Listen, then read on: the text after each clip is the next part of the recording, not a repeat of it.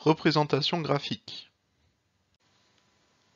Un repère du plan est constitué de deux droites graduées de même origine. L'axe horizontal s'appelle l'axe des abscisses ou des X.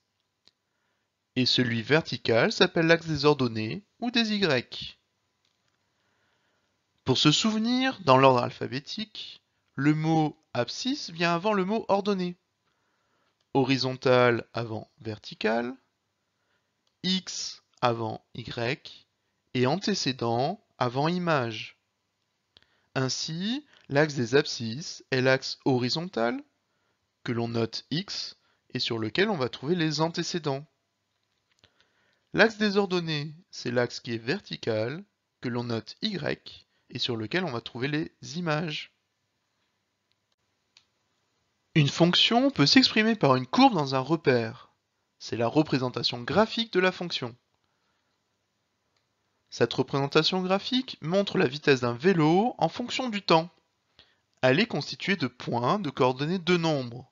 Le premier est l'abscisse et le deuxième l'ordonnée. Par exemple, pour le point A, son abscisse est le nombre 5, 10, 15, 20 et son ordonnée est le nombre 5, 10, 15. Donc les coordonnées du point A sont d'abord l'abscisse, c'est-à-dire 20, et ensuite son ordonnée, c'est-à-dire 15. L'abscisse est aussi l'antécédent, ou le nombre en entrée de la fonction, tandis que l'ordonnée est aussi l'image, ou le nombre en sortie. Nous allons voir comment tracer la représentation graphique d'une fonction définie par une formule, celle de la fonction carré, que nous pouvons noter f qui est un x associe x au carré.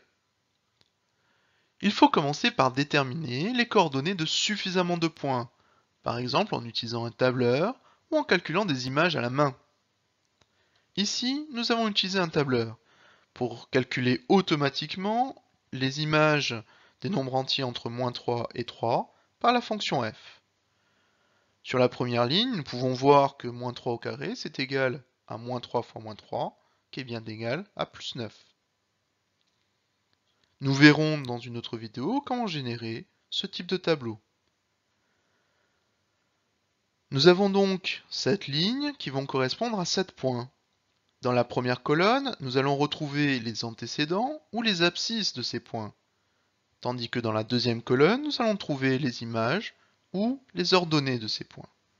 Ainsi, le premier point, par exemple, sera de coordonnées -3 et 9. Le deuxième point, -2 et 4, etc. Plaçons ces points dans un repère. Le premier point est de coordonnées -3 en abscisse, donc sur l'axe horizontal. Sur l'axe horizontal, je me place à -3. Et je dois me placer à +9 sur l'axe vertical, sur l'axe des ordonnées, sur l'axe des Y. Cela me permet de créer mon premier point, qui est bien de coordonnées -3 sur les abscisses et +9 sur les ordonnées. Je continue. -2 pour le deuxième point en abscisse, et je dois monter à 4 en ordonnée pour créer mon deuxième point. Troisième point, ces coordonnées sont -1 en abscisse, +1 en ordonnée.